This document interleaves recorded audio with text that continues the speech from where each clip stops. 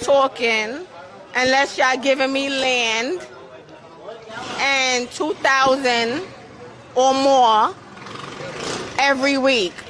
You hear me? I'm not talking unless y'all giving me likes, comments, and subscribing. You hear me? Good. Hey, it's JamiThatsMe here. Welcome back to the channel. We are back to get into a review of Love is Blind Season 8, okay? I want us to talk about episodes 1 and 2. And to start this whole thing off, I got to talk about Nick Lachey and Vanessa Lachey. Because when they start this season off, they say that this is the biggest season yet. Hello, everyone. I'm Vanessa Lachey. And I'm Nick Lachey. And welcome to Love is Blind.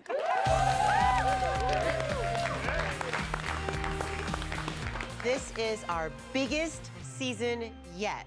And what that means is there are more individuals than ever to choose from.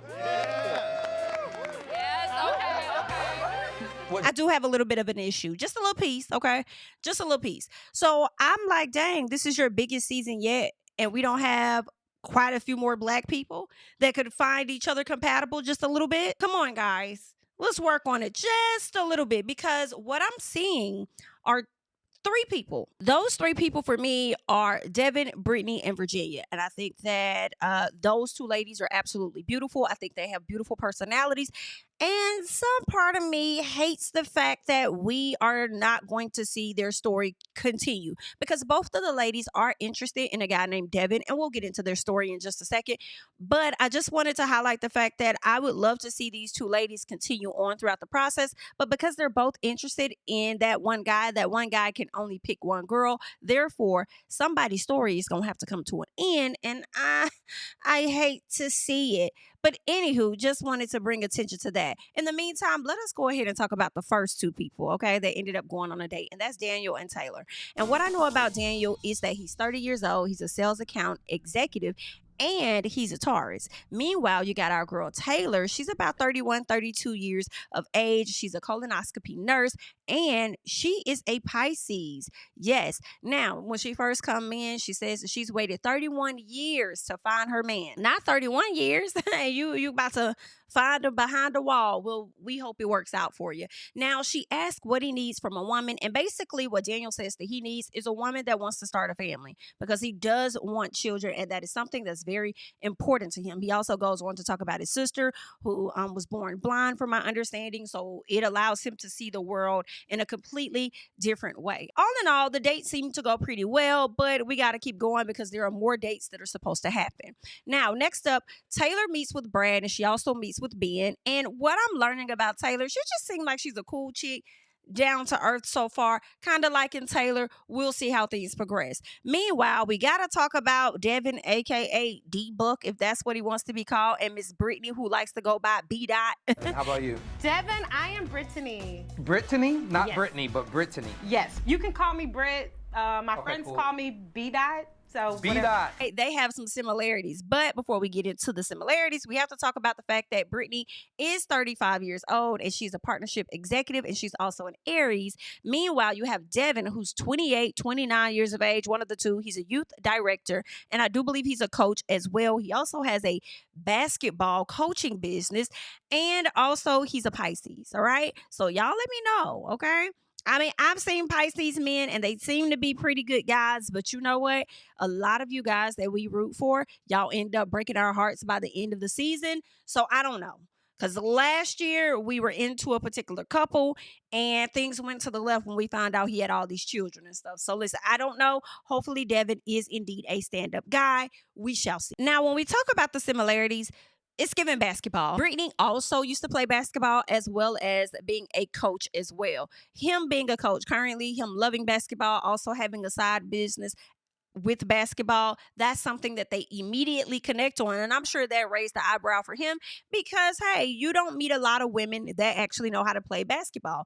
You know, I'm one of them, all right? And I'll be glad when my husband can sit up here and teach me some basketball, as I have been asking, okay, for a long periodical time. But we'll get to it at some point. That's the sport. If I ever wanted to learn something, it really is basketball. But aside from that, we learned that, of course, he's younger than her by a few years, but he says, don't be afraid, because I have dated women before that are much older than me. At least one other woman that's older than him. But being that most of the ladies on this show are much older than the men, it appears, child, you have no choice but to get with the older woman. He does have his goals, and his goals are to be a great dad. He definitely wants to start a family, and that's something that she wants as well. She says that she wants a lot of children. When I saw this date right out the gate, I was like, please, please, please, Devin, be a great guy. Let this work. If Britney is the girl that you choose, let this work. I love the connection, the chemistry in the beginning, initially between these two. So we'll see how things are going to work as it goes forward.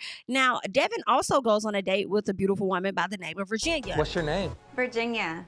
My name is Devin. Devin, tell me what I need to know about you. That Virginia is 34 years old. I do believe they said she's a healthcare recruiter, but she also has her doctorate in healthcare of some fashion. So it's given Dr. Virginia to you. Now, she's also a Capricorn. Now, they both went to the same high school, which was very interesting. But the difference is he went there 5 years after she did. So once again, another older woman. We'll see how things are going to go with them. Meanwhile, Virginia leaves that date and she goes and links up with Joey. Joey says that his friends told him that he gives off golden retriever vibes. And I'm like, what does that mean? Can y'all explain that to me? I mean, I've never really heard anything about golden retrievers. You know, pit bulls have their names, right? With being vicious. So are they trying to say that golden retrievers are maybe, you know, sweet, cuddly, loyal? What are some things y'all have heard about the golden retrievers? Joey goes on to meet up with Monica. I have liked their connection. I have to say I am liking the connection between the both of them. Now, of course, Joey is 35 years old. He's a physician associate. He's a Taurus. Okay. Meanwhile, Miss Monica, she's 28. She's in digital marketing and she is an Aries. Now, what I liked about these people, I have to be honest, I like the fact that these are two individuals that we do not have to worry about trying to snatch up tickets for the Beyonce Cowboy Carter concert, because these two do not like country music at all.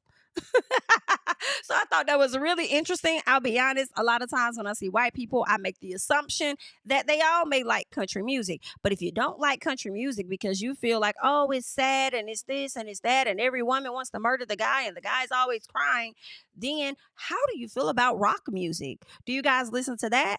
I don't know, but we do know that they both like to swing dance, which is also another thing that I was not expecting them to say. So listen, these two just might be compatible, but we'll see how it's going to play out. Meanwhile, we get David with Lauren. And David, he's 33 years old. He's a medical device salesperson, and also he's an Aries. I have to be honest and get this out my head right now, y'all. My antennas are going up about Dave. I don't know what it is, but it's something about him that gives heavy on the jerk. Lauren, she's 31. She's in educational sales where she sells curriculums to different schools, and she happens to be a Sagittarius. These two are fire signs. Lauren does give a bit of cool, calm, and collected, but I guess if you get her there, she'll really blow up on you. So I just wonder what that's going to be like between the two. Anywho, Dave appears to be like a jokester. With him being a jokester, I do question, do you ever take anything serious, honey? Okay. So anywho, he admits to being an ass to women in his past. And I say, you know what, Dave? I can see it. I believe it. I believe you. If you say that, you're right. I believe it. Okay. He also talks about him working a job where a lot of women come in and they get Botox, different types of plastic surgery and things. And he says that, you know, with the different work of what women have gotten done to their bodies and the different things that he's seen, he has, I guess, a certain perception or image of women or what they should look like or something. Okay, I wonder how you're going to feel once you make the final decision on the woman that you choose and if you're going to get with her and pick her apart or not. Anywho, so we get to them talking about a livable wage because, of course, Lauren says that she used to be a teacher and she would have stayed being a teacher if they would have paid her a livable wage. But unfortunately, they don't. So they're both having the conversation of yikes. It sucks for teachers as well as nurses because you guys have to bear so much responsibility, but you're not getting paid adequately, and that's crazy. So the fact that they're having that conversation for me made me question, what are you guys' politics? Will you all be on the same page with that? Hopefully they had that conversation and maybe we just didn't see it, but we'll have to wait and see. It's possible to agree on some things like that. But what else? Are you both Republican? Is he a Democrat? Is that a deal breaker actually? If you guys are not on the same page religiously as well as when it comes to like politics and stuff, I wonder. Anywho, so David and Molly, he meets up with Molly. Molly is 30 years old herself. She's an executive assistant, and she too is a Sagittarius. You know, I kind of feel like Dave may run into a lot of these women. The fact that he connected with these two, yeah, I feel like it's something about it. And you know what it may be? Maybe they have crazy sex or something. Maybe the sex between a Sagittarius and an Aries is a fire, right? Because he does give off heavy sexual energy. In my personal, it's just something about Dave, y'all. And I feel like we're going to find it out before the season is over. Duh. But anywho, she goes on to talk about how she's never had a boyfriend before. Dave, So why are you here? I haven't had a serious boyfriend, to be honest. Ever? No, not Okay. ever. She could have had a boyfriend, but she never believed in having a boyfriend just for the sake of having a boyfriend, which is very interesting that she says that, because later on, I believe in episode 2, she goes on to say something that kind of makes you raise your eyebrow. You don't believe in having a boyfriend, but you believe in participating in this type of stuff. But okay, girl, we'll get to that later. So Dave opens up about the passing of his mom. And she passed away 6 years ago due to breast cancer. When she was first diagnosed with breast cancer, she lasted about 10 years after finding out that she had it. And, you know, she ended up passing away, and the dad ended up selling their home, their family home, and that really was tough for him. And I think that's something he said that he regrets, because he never went back to that home before the dad sold it. He also talks about how his mom and his dad were very, very hard on him when it came down to him having integrity and just being a good person overall. And I can appreciate him admitting that he hasn't always been that person. And Dave, right off the bat, we believe you. It's giving, we can tell. It's something about you, but I will be so surprised, y'all, if once Dave chooses who he chooses and he makes it on to where he's going to go. I would be so surprised if he is the complete opposite and he may end up being an actual nice guy than what we're seeing. That would be crazy, right? Because, you know, it's very possible. We start out where we have these high hopes for a person and then they disappoint us. And then we also feel like, it's something about you, I'm going to watch you. And then it turns out I'm feeling sorry for this person. So you just never know. Never know. Before he can leave the date with Molly, he lets her know right out the gate that he really likes her. You know, it seems like Dave really likes and connects with women that can go, I guess, a bit deeper and get him to talk about stuff, when really the only thing he really talks about is the passing of his mom. He hasn't talked about any other deeper situations as of yet. But because of that, Molly really likes him. Now, Alex and Madison, they're another couple. So Alex, he's about 29 years old. He's a commercial real estate broker. He's also a Taurus. And I feel like as I was like looking at these people's like bio and stuff, I'm like, yo, why do we have so many men on this show that are Taurus? It's like, what is going on? Okay. But anywho, Madison, she's 28 years old. She is a artist. I do believe she paints, draws, things like that. And she's also a Leo. Now, Miss Girl, she's very well traveled. She did talk about that, but she also had a rough childhood that may have been very traumatic. Not may have, it was traumatic for her. She's healing the best way that she knows how. I do feel bad for Madison and everything that she had to endure as a child and having to bear the responsibility of your parents at such a young age. Feels so bad for her. She says that her mom was on drugs when she was younger, and her mom and dad met in a rehab program, and they had her by accident. Yikes, okay? She also goes on to talk about her stepdad and I guess how she cared about him a lot. And then unfortunately, he died of a drug overdose. Terrible. She also talks about how she had to parent her mother. That's a lot. That's a lot at a young age where you have to parent your mom. Madison says she feels responsible for her mom at times and wants to give so much to her siblings and to her mom. And what I question is whether that's going to be an issue for her later. Now, she does talk about how she's not in communication with her mom as much as she used to be. So I feel like she doesn't talk to her a lot for the sake of her own peace. But I do wonder, because you still feel so responsible for them in a way, how is that going to show up in your relationship, and how is your partner going to feel about that? You know, so I wonder. All right, now Alex to me, I feel like when we got to know Alex, Alex is still connected to things that has happened to him in high school. I feel like he mentioned it quite a few different times. And he talks about being bullied in high school, him having ADHD, and him also failing high school. He also goes on to talk about him getting kicked out of the house, which is crazy. But all in all, he has a really good relationship with his parents now, which is what he said in another date with somebody else. So hopefully things are going well for Alex. But I will say, I don't know if these two should really connect with each other because it's kind of giving trauma bonding just a little bit. Is it just me? Am I the only one? Am I the only one? Can't be. It's giving trauma bonding just a little bit. And I'm like, yikey dikey. I don't know if that's the road you guys really want to go down, but okay. Good luck.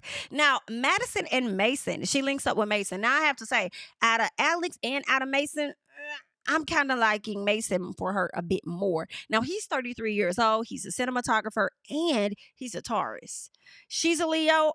I can see it potentially working. Let me know your thoughts, all right? Now, Madison goes on to talk about her brother, who was named after Brett Favre, and how he passed away, I believe, about 4 years ago, she said. He was a younger brother, and he passed away in a car accident, unfortunately. When her stepdad passed away, he left a jersey, and he passed it down, I believe, to her brother. And once her brother passed away, she decided to commemorate her brother by going to the game of their favorite team. So I thought that was nice, all right? She also talks about how she's looking for somebody that has a really, really good family dynamic. And Mason assures her that he is super close with his parents and his family. And I think that, listen, Madison found her some good options between Alex and Mason, but I do think that Mason and Madison would be better suited for me at this particular time. Leave your thoughts below. Now, let's get more to Mason, who links up with Meg, because Meg is 31 years old. She's an oncology nurse, and she's a Libra. Okay. Now, he says that he was looking forward to talking to her, and they have quite a few things in common. They both believe in aliens. They aren't religious. Her parents are Christian, and her parents feel as though because she isn't saying she doesn't believe in God, she's more so saying she believes in a higher power, but she does question, the religion of some sort. Her family feels like she's going to go to hell, and she hates that they think that, right? Because she's more spiritual than she is religious. Ain't that something? But guess what? Mason can relate because he's not so much of a religious person like that himself. I kind of like these two as well, but I think over time, I do feel like Madison and Mason are better suited, but we'll see. Is it me? I do feel like if Mason decides to choose Meg, I feel like he might regret it. They do have a lot of things in common, but some part of me feels like the look of it all. I know love is supposed to be blind on this show, but of course, the look of it all, I think that Madison may be more of his type, but we shall see. Now, let's get to David and Molly, because of course they link up again, and David says she sounds like his girlfriend from high school, and then proceeds to tell her that it's cute, and she says thanks, and I'm over here like, girl, what? I don't necessarily think that was a compliment because he followed it up with that's cute, but okay, I guess she did, so she said thanks. Okay, so when you feel as though she sounds like the girlfriend from high school, do you also envision the girl from high school when you're talking to her as well?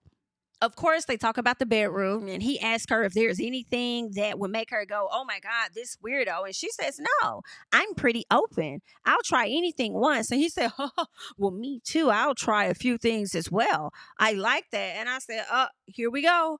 Here we go. He's going to pick her more than likely, all because she may match his sexual vibe.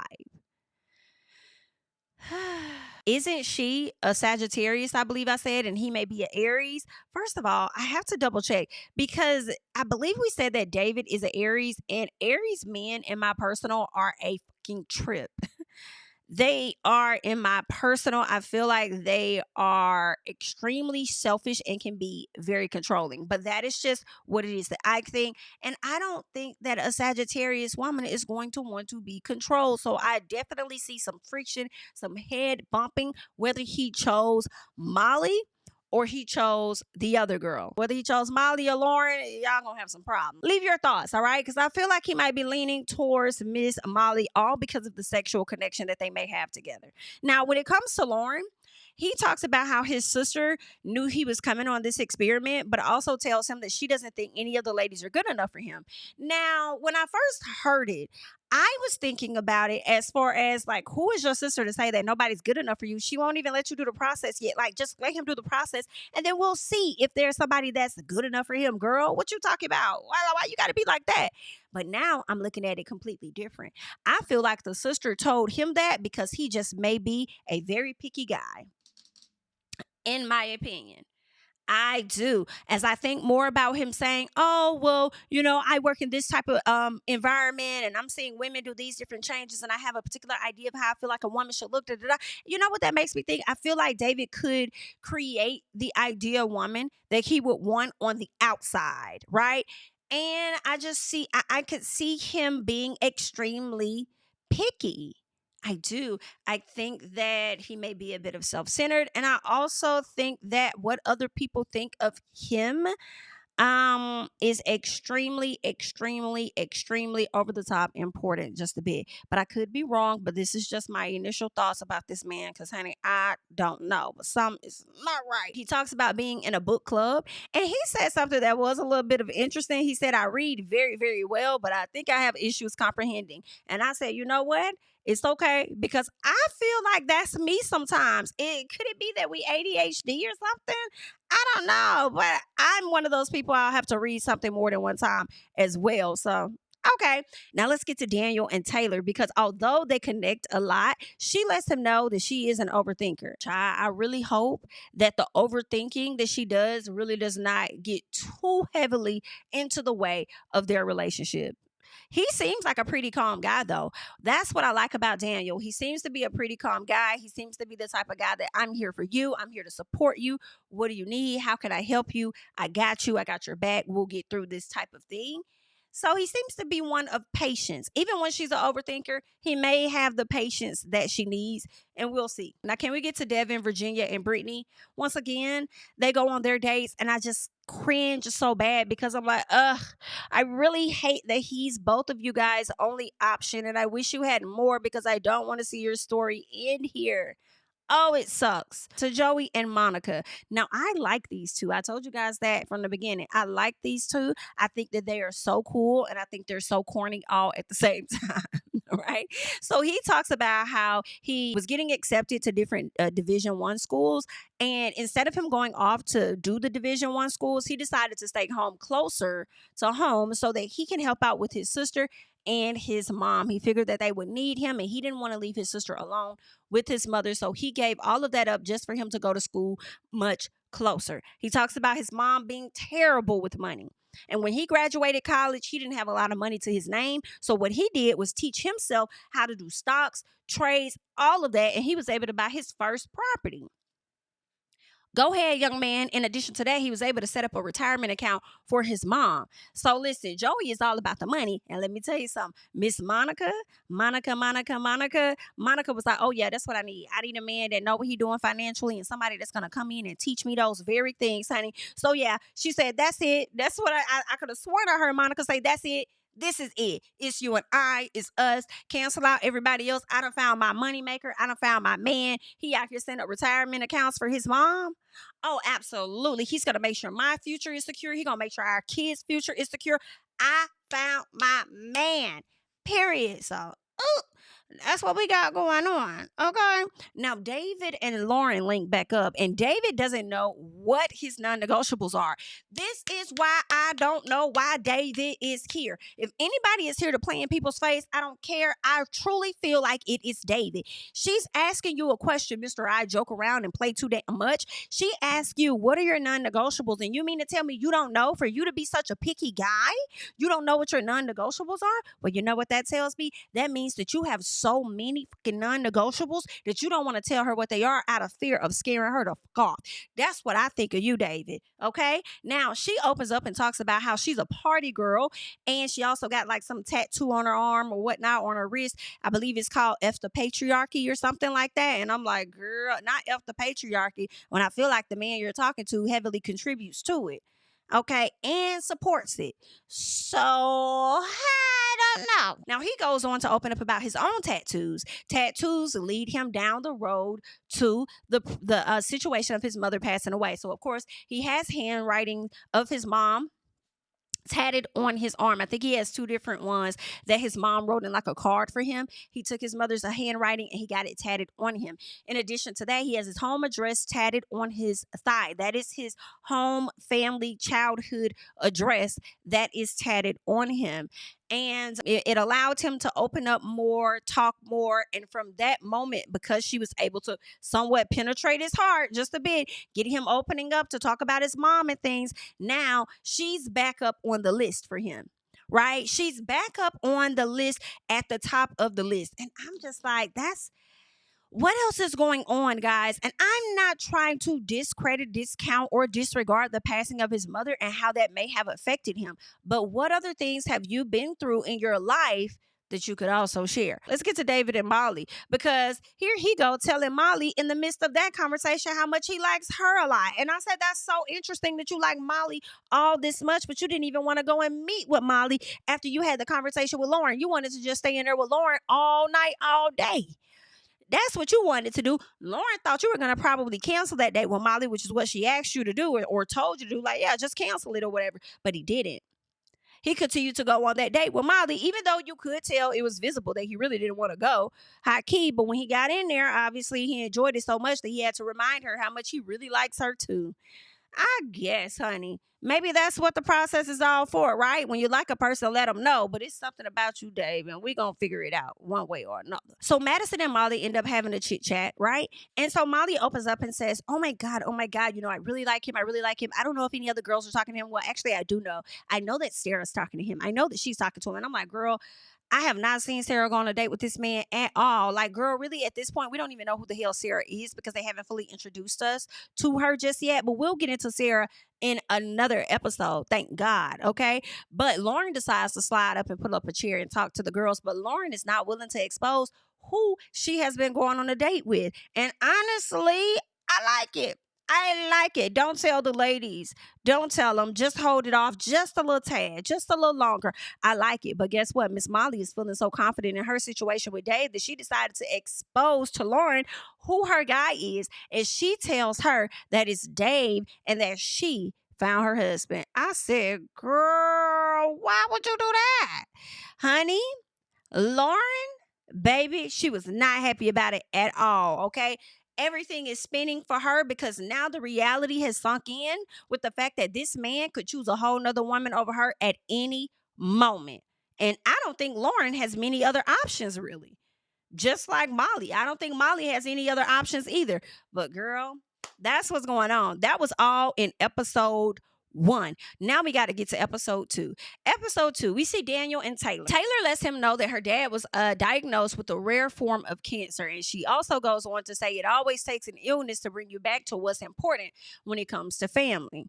You ain't never lied about that, honey. Now, Daniel hasn't had many relationships, but he goes on to talk about how he loves the small things. And I love that for you as well, Daniel, because the small things are what matters most to a woman. I love that Taylor was like, you know, when I'm complaining about something or if I'm mentioning something and then you just show up and you buy it or you take care of it or I clean this up for you, move this out the way for you. I love it. That means the small things are you trying to relieve the stress of your partner. Okay. I can relate and I love it so much. I appreciate those small things. All right. In addition, Daniel, I will say this, you better not let me down. You understand? If you and Taylor or you and anybody get together, you better not. Don't mess this up. Don't do it. I likes Daniel for now. Let's get to Sarah and Amanda. Now, y'all know Sarah is the 29-year-old oncology nurse. She's a Capricorn. And Amanda is a 42-year-old district retail manager who's also a Capricorn. The issue that I have is at this time, we don't know what the hell going on with Amanda. Amanda is 42 years of age, and I hate to say it, she definitely looks it. And I am wondering, what does she have going on? What about her dates? How is she or is she not connecting with the other guys on the show. I'd like to see it. We're finally following Sarah on her date with Ben, and he says although he was brought up religious, he does have questions. Now, she says that she isn't religious, although she grew up Catholic. She does believe that there's a higher power, but she started to question things because, in the Bible, they talk about how, gay is wrong and you shouldn't be gay. And she's like, listen, my sister is gay. You guys talk about love thy neighbor, this, that, and the other, but then you also heavily judge when we shouldn't be judging. And I don't know what to believe because you guys aren't to be trusted. So that's where Miss Sarah is. So, of course, Ben says that he will be fine with her sister. If they ever met and he ever was around her, he'll be fine going to LGBTQIA events because he also has some friends that are a part of that community. So it's not a big deal to him. Now, Ben does talk about him not believing all of the words of the Bible. But what's interesting is the fact that he goes to church every week. Yeah, he goes to church every week. But he also says that that's the reason he calls it faith and not so much as religion. He does believe that there's a higher power. It's been ingrained in him to go to church. However, there are things within the Bible that he questions. What's interesting is that he told her that although he would like for his partner to also go to church with him, he did tell her that he wouldn't pressure her to go to church either. And I'm like, you say that now. You say that now until your church members begin to question you. And they see that you have a ring on your finger and you're married and things and your wife doesn't want to come to the church. What is that about, right? Yeah, you say that now until they make it a problem. But according to Miss Sarah, Sarah said, listen, I'm willing to attend a church that is open and welcome to all people. We'll see if he's going to be open to that as well in due time. Now, let's get to Dave and Lauren, because Lauren is in her feelings because she's learning about Molly and Dave, and she don't know what to do, so she's really nervous. He tells her that she feels like home to him. Dave tells her about his SEX playlist as well, and I'm like, here we go. Now, when you were over there talking to Molly, you were asking her, like, is there anything that will weird you out, and this, that, and another when it comes to SEX, da-da-da-da-da-da, and then you're over here telling her about a sex playlist, and I was with Lauren. Come up with a new one. Come up with a new one. I don't want to be hunching to the same sex playlist she was over there hunching with them other ladies with. Absolutely not. Right? But then, I don't know. I just felt away. Because, I mean, maybe everybody talked about SEX for the most part. The fact that I heard him talk about it with her and then now her, I'm just irritated just a little bit. Because I feel like David's only here to get his little wingy bingy wet. But that's just what I think, right? So she asked this man, right? She asked this man about his deepest, darkest secret. This man responds to her by saying, I have feelings for you. I am done with Dave. I'm sorry. I cannot. Dave, the deepest Dave is willing to go is the passing of his mother. That is the deepest he is willing to go. He will not expose his deepest, darkest secret, but he will sit up there and he will deflect and put it back on her to avoid going deeper and say, I have feelings for you. So that's a deep, dark secret. This man is here for the cameras and this man is here to hunch. Period. And remember, this man does not have any deal breakers. Hello? No deal breakers? Or at least no non-negotiables. You don't know what your non-negotiables are, but you know that you got an SEX playlist. You know that you're willing to try anything, but you can't tell what your deepest, darkest secrets are. Pack Dave up, please, and thank you. And for you to be the jerk that you are, at least the jerk that I believe that you are, you definitely got some deal breakers and some non-negotiables. But anyhow, let's get to David and Molly. I wish Molly would have dived deeper into why he said he didn't have integrity. Remember, he mentioned him not always having integrity, and I wanted her to dive deeper. Like, what were some of those actions? And I feel like eventually she got to something where Dave opened up just a tad bit. And that's where he talked about cheating on his ex-girlfriend and how he really regretted that decision. Whereas you got Molly sitting over here admitting to not having a boyfriend, but saying that she contributed to being a side chick to somebody else's relationship. And she's asking, what would make me do that? Why would I participate in such a thing? So what's really going on, Miss Molly? See, I actually think I would want David and Molly to get together, because when I tell you they will be two Looney Tunes, I want to see those two individuals get together for sure. You have a cheater and a side chick.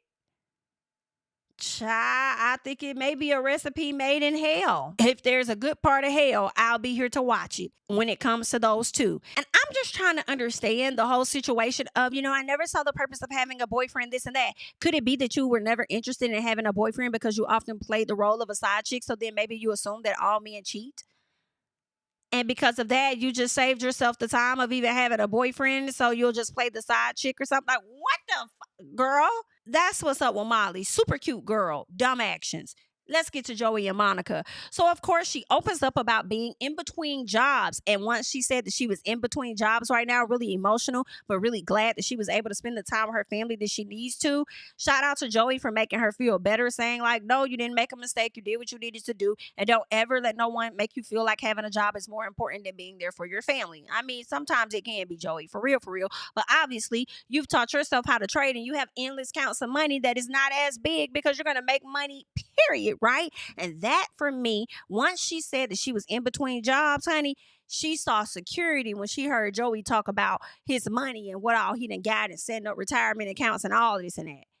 That's what she saw. Security. Well, we're going to see how she feel once she sees his face. And I still like them two together. And I hope that it is a match. And I hope that he's attractive to her as she's attractive to him. Now, Madison goes on her dates with Alex and Mason. But I still feel like watching them talk is that she's still more suited for Mason. It's something about it. I'm liking it. But listen, Meg is here for Mason all day long. Of course, they have some similarities when it comes to movies. Of course, they both believe in aliens. They believe in reincarnation. It's a lot of things they believe in. The whole spiritual situation, her family being Christian, but thinks she's going to go to hell and all of that. Now they got the favorite movie list. Meg and Mason have a lot of stuff in common. A lot in common. On paper, they might be a great match. I'm afraid he might pick Megan. I am. I want to see him with Madison. But can I say this, though? I think Alex could pick Madison and Mason could pick Meg. But once they get out of these pods, I do see Madison and Mason interacting, and it may cause some friction between Meg and Alex for sure. Now, that would be a bit of entertaining. Believe your thoughts below. Let's get to Virginia and Devin, all right? Now, he says he used to date super sporty, athletic chicks. And I guess he kind of wants to switch that up just a little bit. And maybe that's why he gravitated to Britney because, of course, she was a coach. She played basketball and everything. And also, maybe he liked those type of chicks because they could relate to him. Thinking he might pick Miss Virginia just a little bit, too, because, she was a dancer. She was a dancer for an NBA team, so he feels like she could be his little cheerleader.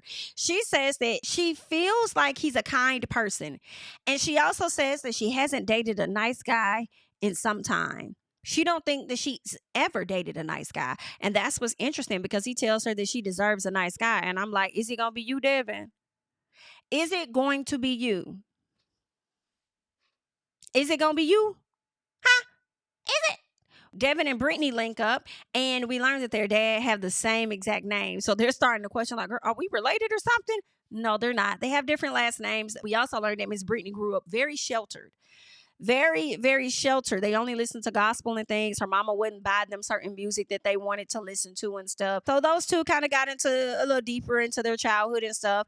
And again, I hate to see their stories end, but only one person can win. Now, Joey, he decides to propose to Monica.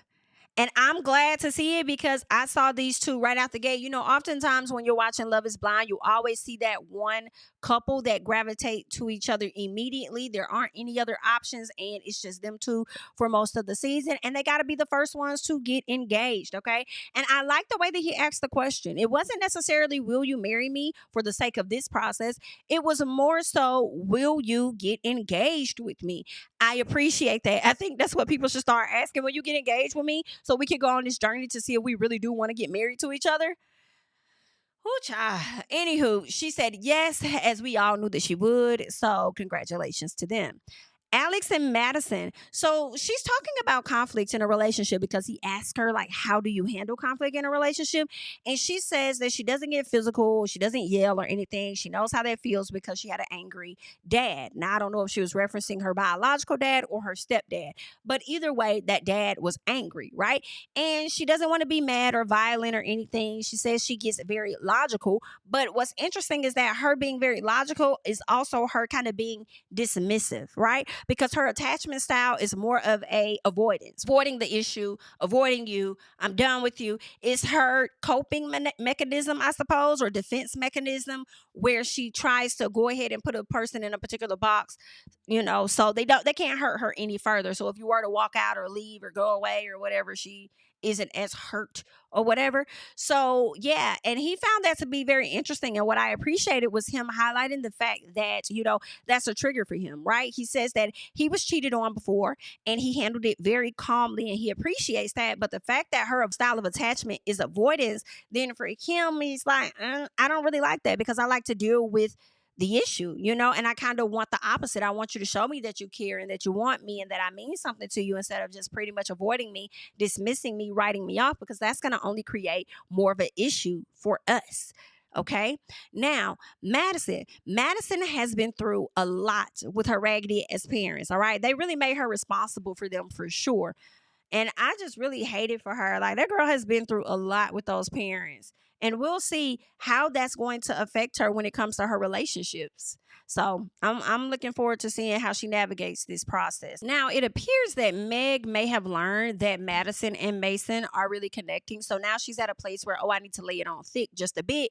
So he knows that I'm really into him, okay? Because now she's a bit concerned because now she's thinking like the other girl, where it's like this man could end up being with somebody else at any moment. Okay, just like when Lauren learned about Molly. So, anywho, Mason says that he was concerned about the process and whether people were going to actually be in the process for the right reasons or the wrong reasons, right?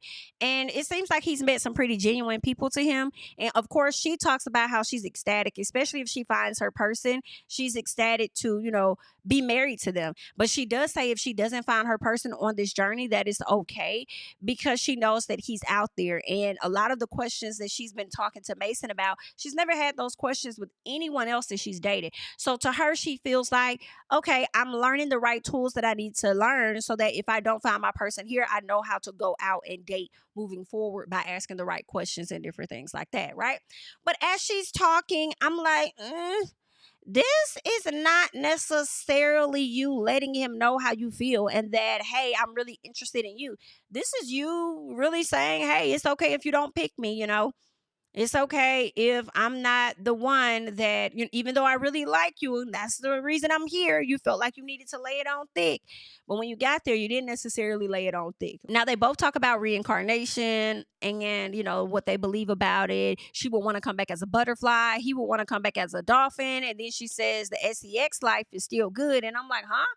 How you know dolphins have good sex? But anywho, like I said earlier, she doesn't seem to really let him know that she's really into him, but she does tell him that, hey, she finds it a bit scary to know that the person that she could be into would end up choosing somebody else. So they do have that conversation. And once everything is over, she goes back to her girl, Vanessa, and she lets her know that, after talking to Mason, she's realized that she is not his top. She says that the fact that they were talking, and I guess she tried to express herself a bit, he pretty much told her that being in this process leaves him confused. And because of that, she's like, ooh, if you're still confused, then that means that I am not at the top of your list. Yikes. But all in all, these are the first 2 episodes, and I do feel like the season is pretty good. I wanted to come to you guys, give you a bit of what I've been watching. Leave your thoughts and comments down below. Who do you see it for? What couples are you seeing it for? What couples are you not seeing it for? Let me know all of your thoughts and everything down below. I'm Jami, that's me. Please like up the video, subscribe to the channel, and I'll catch you guys in the next one. Bye-bye. Tell him I preach to the choir. Stand with my feet to the fire. Give all the glory to God. Stand in the midst of these haters. I'm silent. Nobody can stop me. Just gotta check in my notification. Them numbers hit like it's a proxy. Cashed out at the ATM. And the ATL, they done made a gym. I've been kicking